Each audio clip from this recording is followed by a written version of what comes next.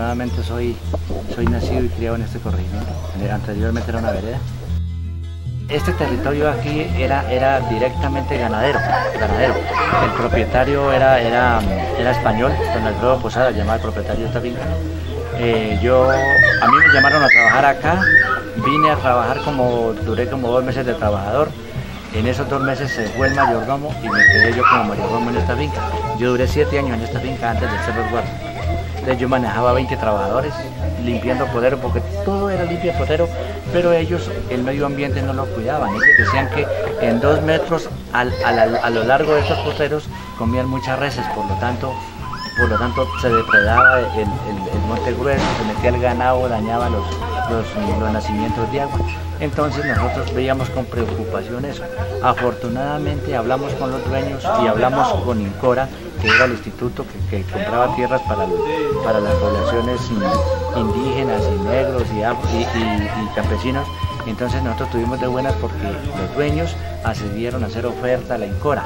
Incora aceptó y al último negoció este territorio, que fue la primera finca que se compró para constitución de resguardo. Ahí entramos nosotros como familia y ya nosotros cambiamos el sistema de vida, porque ya aquí no había sino 2 casas. Había esta casa que era más pequeña y otra que había allá al pie del lago. Hoy por hoy tenemos más de 10, 12 casas.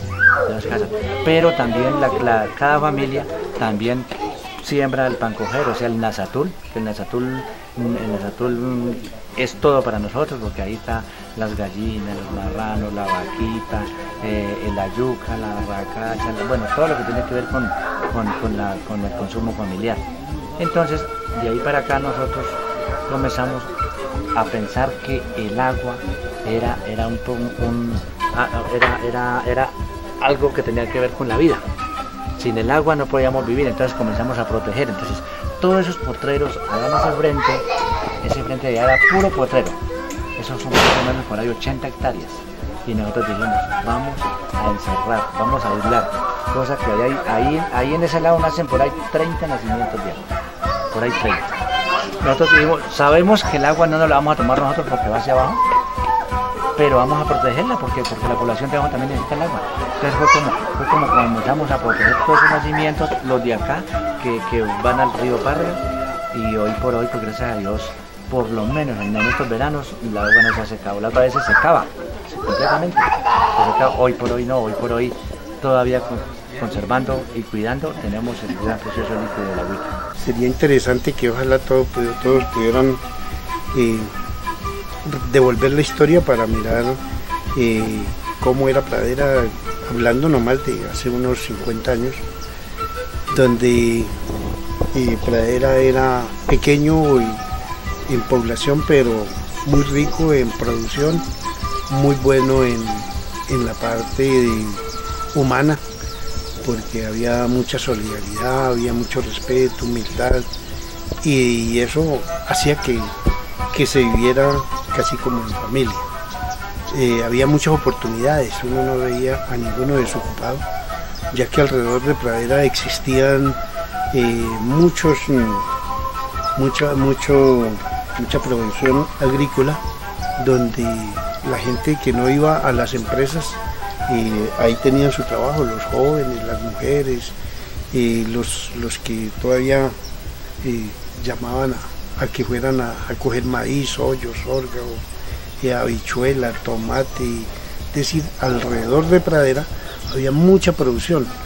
Eso se fue acabando y solamente hoy contamos entonces con la producción de caña, pero eso ya no emplea a todo el mundo, ya no hay una participación en posibilidades de la gente, ni de los adultos, ni de los menos para los jóvenes, y hoy que hay tanta necesidad.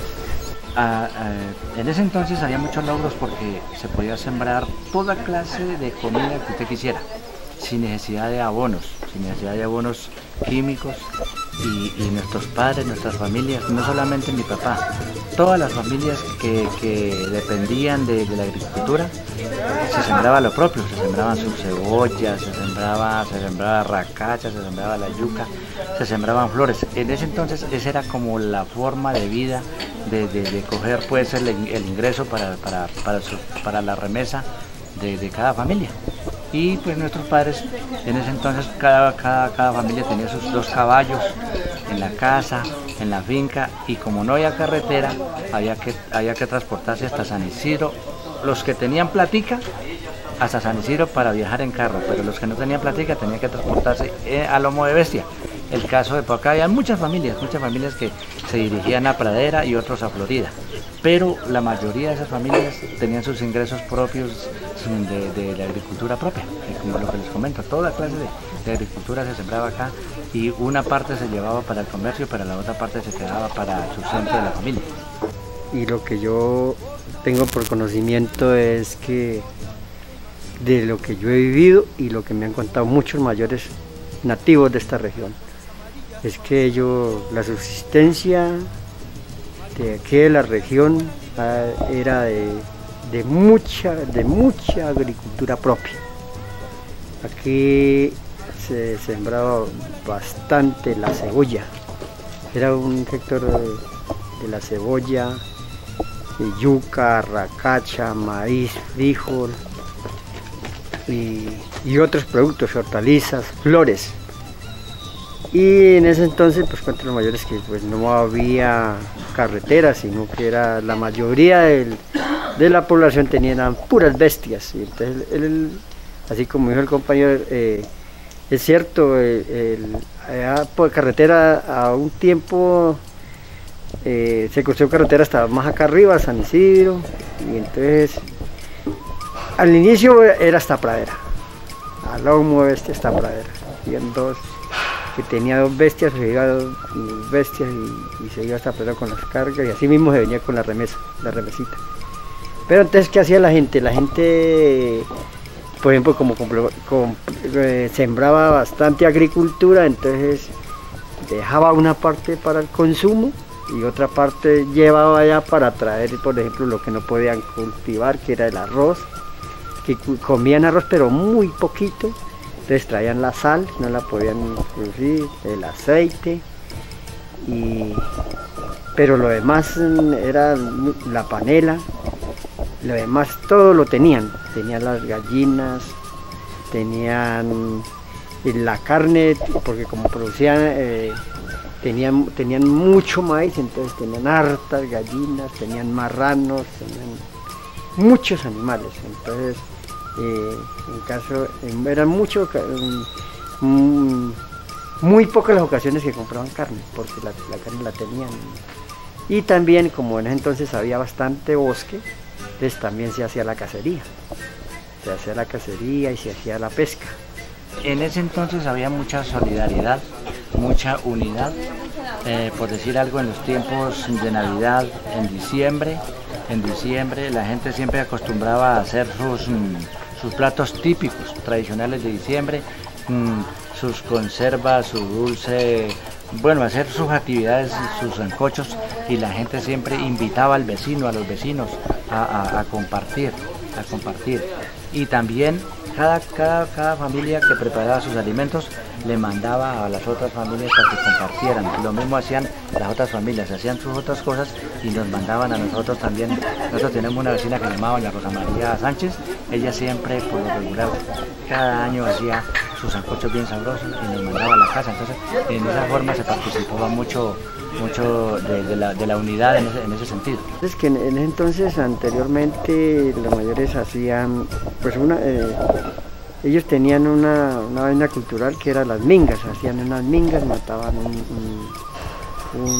decían ellos un ternero o algo y hacían las mingas, o un marrano grande, hacían mingas, y entonces hacían una labor de trabajo entre toda la comunidad. Y el otro sistema es que, por ejemplo, yo siempre, habían muchas actividades que se hacían integraciones,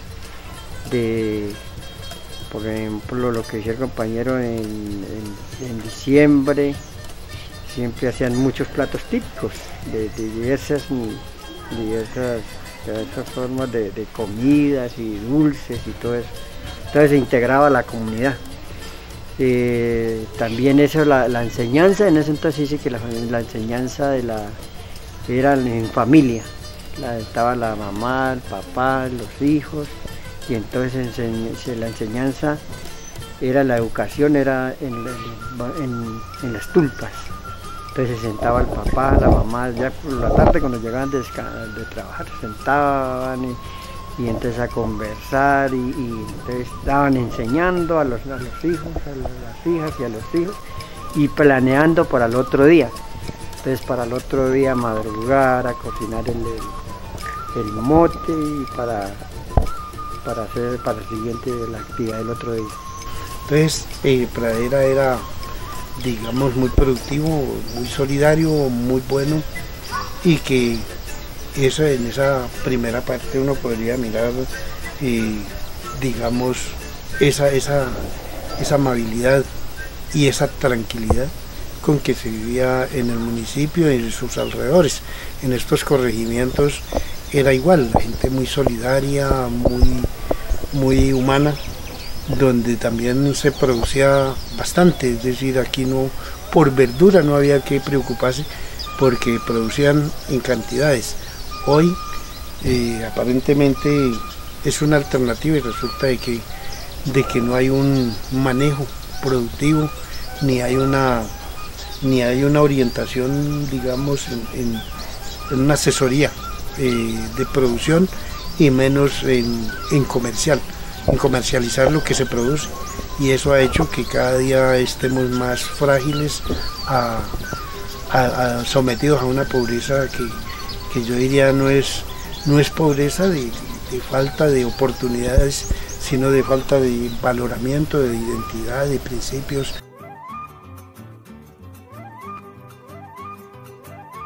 Nosotros vivíamos muy sabroso desde ese entonces porque pues se podía trabajar, se podía salir al pueblo, se podía participar por acá en las fiestas, pero cuando ya llegó el conflicto armado pues entristeció muchas familias, porque muchas familias fueron amenazadas, unos con amenazas de muerte, otras con que tenían que desplazarse si no los mataban.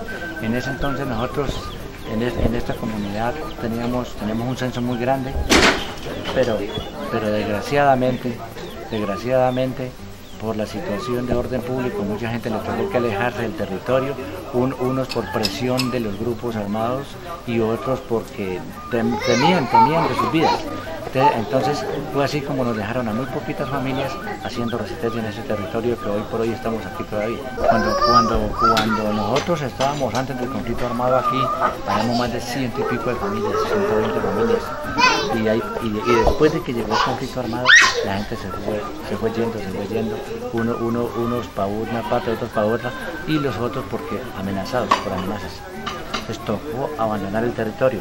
Es así como hoy no contamos sino como con 18 o 20 familias aquí en esta comunidad, que pues todavía estamos resistiendo, gracias a Dios, y al Chaguala, que nos ayuda mucho.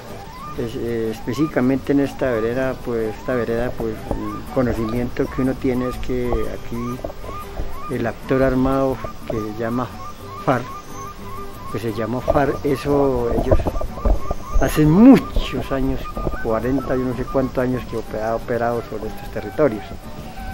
Pero específicamente el conflicto armado aquí se generó ya más violentamente, fue a partir por ahí del 2000 en adelante, donde ya las persecuciones fueron más fuertes, los hostigamientos, y en esa misma época también entró los paramilitares. Nosotros antes del 2000 yo fui gobernador en 1998 y en ese entonces éramos 5 comunidades indígenas donde estábamos fortaleciendo bastante ese grado organizativo. Todavía no teníamos ese proceso organizativo fortalecido, teníamos el proceso organizativo en la Ruiza, había una comunidad indígena, teníamos una comunidad indígena en Los Pinos, estaba la Carbonera, Nogal y Fría, eran 5 comunidades. A raíz del conflicto armado, entonces asesinaron líderes de la Ruiza, asesinaron a una familia de 3 personas en Los Pinos, asesinaron, y mucha gente se desplazó por el terror y el miedo de los paramilitares en esas dos zonas, específicamente en La Ruiza y Los Pinos. Se desplazaron totalmente, la comunidad la dejaron totalmente, eso quedó botado en el abandono. Quedamos resistiendo las otras tres comunidades, porque lo que fue Carbonera, Nogal y Fría, que en ese proceso de conflicto armado nosotros, pues como resistencia fue una fortaleza, porque nosotros, la mayoría de comunidad de las tres hicimos resistencia. Y ese fue un proceso importante porque no dejamos nuestra lucha abandonada, no dejamos los programas que teníamos fortalecidos, no dejamos el territorio botado.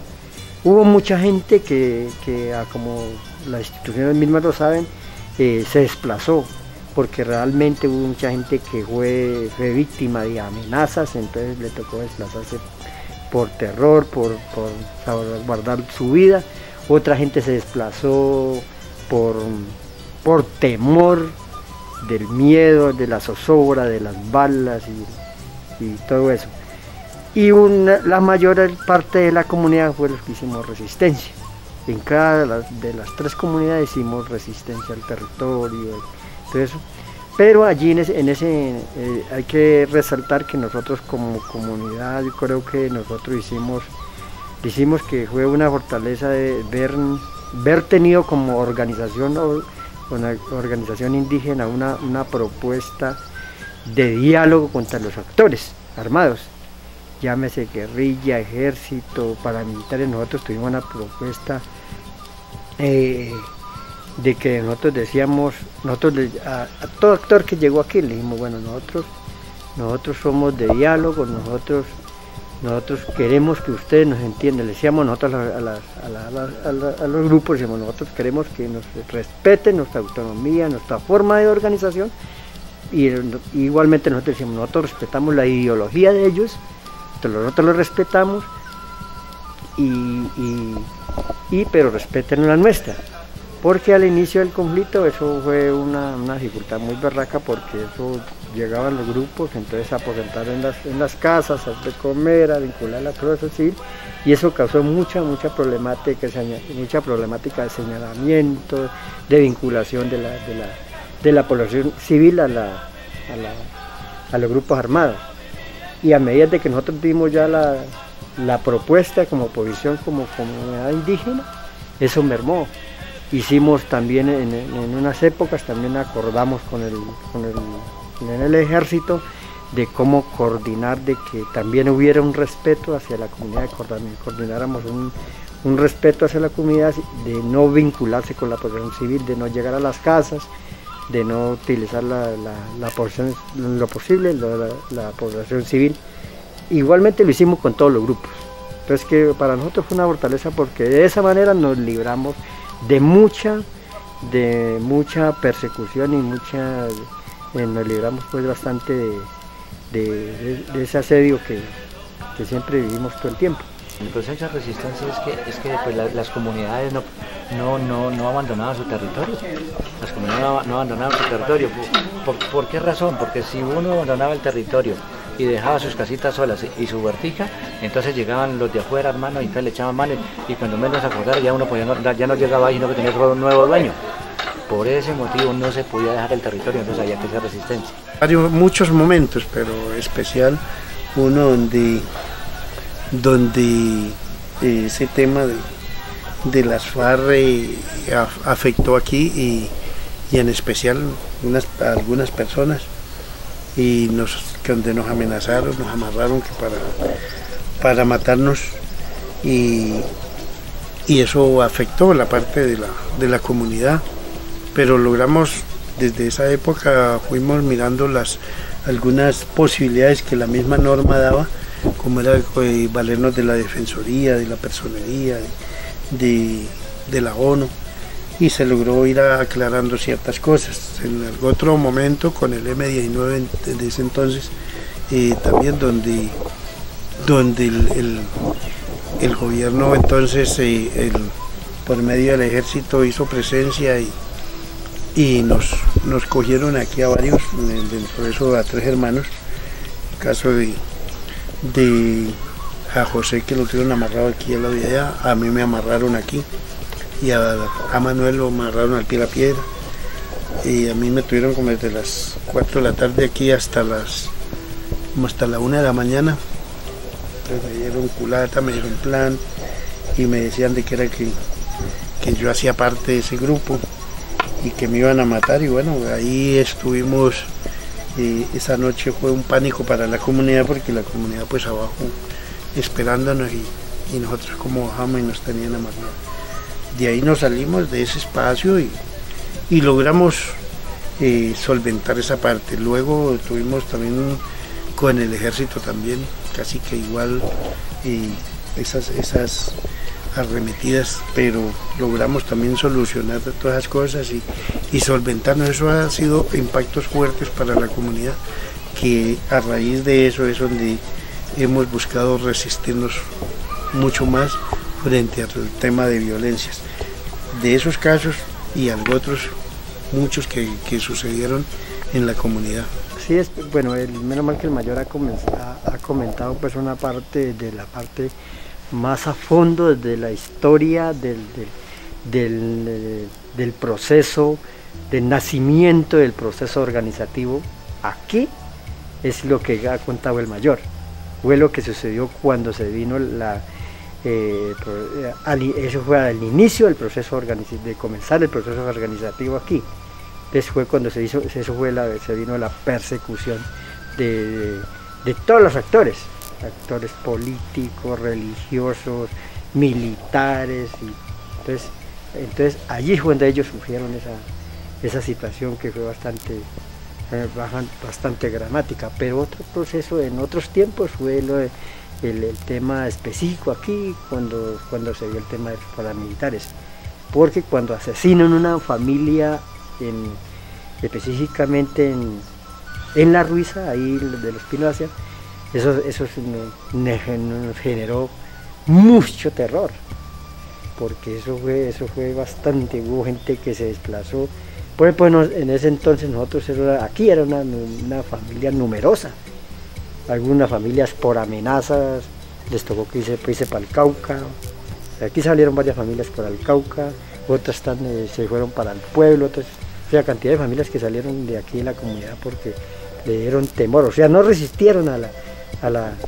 Y la otra fue cuando, bueno, por el conflicto armado, entonces los señalamientos, entonces como los grupos llegaban a las casas, hay veces llegaba la guerrilla y entonces que, bueno, amenazando, bueno, me vende una guapanela o me vende tal cosa, y entonces el ejército estaba por los filos, entonces, este es guerrillero. ¿Y qué hacía la población civil? Igualmente luego llegaba el ejército, igual, llegaban pues también atropellando y también decían, bueno, me vende tal cosa o me va a traer tal cosa, y la guerrilla también estaba. Entonces hubo amenazas de ambas partes. Por ese motivo, por esos señalamientos, 2 compañeros de aquí fueron ahora a la cárcel. Hubo que hacer un trabajo bastante, una defensa con la comunidad, con mucha gente amiga y abogados amigos de nosotros, para pelear la defensa de lo que se argumentaba no era cierto, y salieron rápido, gracias a Dios, salieron rápido, pero eso fue también un temor, pero de aquí salieron unas familias también por ese temor. Dijeron, no, si nosotros nos quedamos aquí, nos siguen apresando, y dieron dos familias que bueno, no, nosotros también nos apresan, porque pues, esa era la situación puntual de ese momento.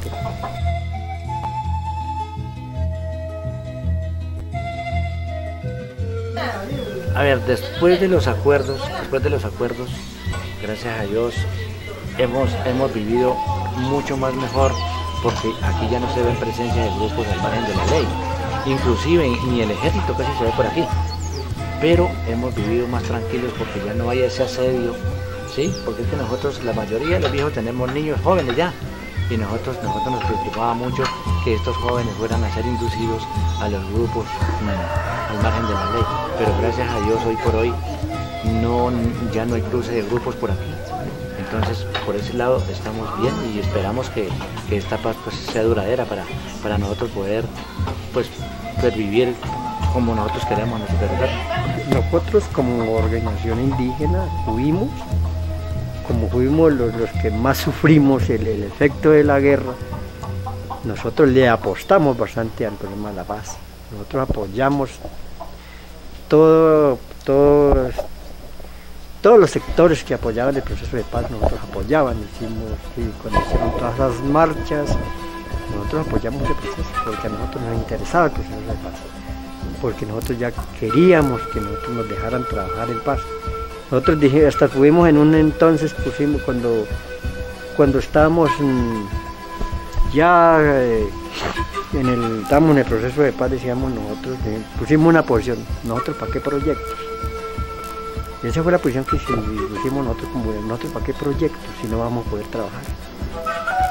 Digo, si hay proyecto de paz, hay formas de poder buscarle posibilidad a la comunidad de proyectos, porque hay garantías, pero mientras no. Entonces, después del proceso de paz, yo creo que tuvimos unos años de tranquilidad para la comunidad, no volvimos a ver un uniformado más, ni una bala más, no escuchamos, se cesó el terror de la bulla de las balas, de la bulla de los helicópteros, de la bulla de los aviones, y la zozobra de que en todo momento veíamos uniformados sin saber quién eran. Entonces hubo esa tranquilidad. Pero a pasar de un tiempo, nosotros creo que hace que el año pasado ya nos volvimos a preocupar, porque cuando aparece en nuestro territorio gente armada, otra vez uniformados, encapuchados y queriendo hacer el control de nuestra gente en nuestro territorio, ¿y estos quién son? Pero la realidad es que no se identifican. Y entonces no se identifica, y ahí sí es más grande la preocupación de nosotros, porque no sabemos quiénes son. No sabemos. Anteriormente decía, bueno, aquí era clarito que aquí no sabíamos nosotros, bueno, es las FARC, es los paramilitares, es el ejército, y bueno, ya sabíamos que esas organizaciones armadas tenían unas cabezas. Entonces ya nosotros, por medio de las personerías, por la defensoría del pueblo, por todos los medios de derechos humanos, sabíamos con quién conectarnos para poder mediar cualquier problemática que tuviéramos acá dentro del territorio. Pero ahora en este momento está bien complicado, muy difícil, porque no sabemos las cabezas y cuáles son los objetivos y qué es lo que piensan. A ver, frente a esos diálogos de paz, pues tenemos una gran duda, y es por el cumplimiento. Fue muy bueno ese acuerdo, nosotros nos movimos mucho, hicimos varias movilizaciones desde el momento en que se sentaron a hacer esos diálogos, porque para nosotros más que nadie sentíamos que la única posibilidad era el diálogo. Ya por vía de confrontación veíamos que ni los unos ni los otros pareciera que ellos ya humildemente vivían de la guerra, que da mucha plata. Entonces veía uno como a veces entonces no perseguían, o los otros no hacían nada, pero sí estaban en guerra. De tal manera que entonces después de que se sentaron, nosotros nos movilizamos, participamos, estuvimos diciendo no se paren, porque nos interesa es que haya un arreglo por una vía pacífica, y eso pues se dio, pero desafortunadamente está fracasando por cuestiones de la mala fe, y por cuestiones de que el pueblo no hemos entendido y no hemos presionado para que eso se cumpla y se diera y se pudiera presionar para que no se violaran esos marcos de acuerdo. Entonces, iniciando esos diálogos y continuando con esos diálogos, cambia totalmente el panorama en la población. Entonces todo el mundo tranquilo, trabajando, produciendo. Lo único que no nos metíamos donde sabíamos que de pronto podía haber riesgo de minas, pero el resto bien. Cuestión de que también por cuestiones de confianza la gente no siguió retroalimentando esas propuestas y pues los negociantes, uno podría decir maquiavélicamente, nos metieron ahí una cosa como el tercer actor no se metió a la negociación, que es la población civil. No tuvimos esa capacidad de presentar una propuesta, de decir si van a negociar nosotros cómo estamos, cómo vamos. Entonces hubieron unas propuestas, pero podríamos decir muy tímidas, porque no se logró ponerse de tú a tú como tercer actor, de tal manera de que entonces aparece maquiavélicamente una vaina que se llama postconflicto. La metieron y eso ya comienza a hacer estragos.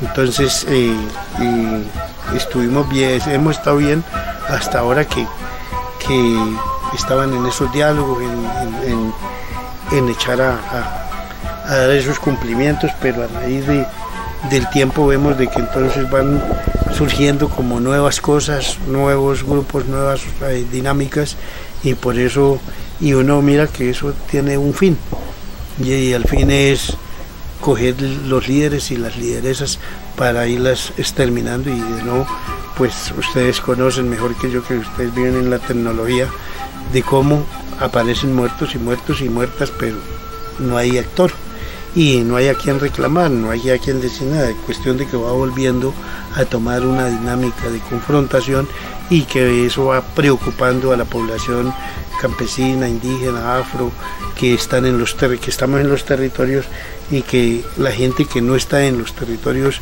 urbanos, pero rurales, sino que están en los territorios urbanos, pues de pronto piensan de que no pasa nada, porque hay veces se llevan la idea de que en la parte urbana no pasa nada, pero también eso impacta, y también van a sufrir consecuencias a raíz de que si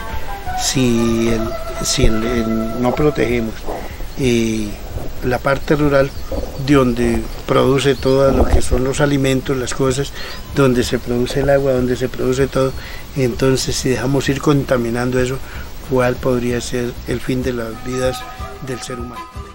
Estamos recuperando la tranquilidad de los pueblos, porque de todas maneras nosotros somos 3 comunidades, la Carbonera, el Nogal y la Fría, y eso hace de que ya las comunidades se puedan desplazar por los caminos donde la otra vez transitábamos. Esa es una recuperación del territorio. Lo otro que estamos recuperando y tratando de que estos niños que están hoy por hoy puedan estudiar, puedan llegar más adelante a la universidad y puedan seguir este proceso que nosotros llevamos, porque nosotros ya en última nos morimos, y esta experiencia tiene que quedar a la nueva generación. Entonces lo que nosotros queremos es que estos muchachos por lo menos retomen eso y que haya un fortalecimiento a nivel cultural en ese sentido.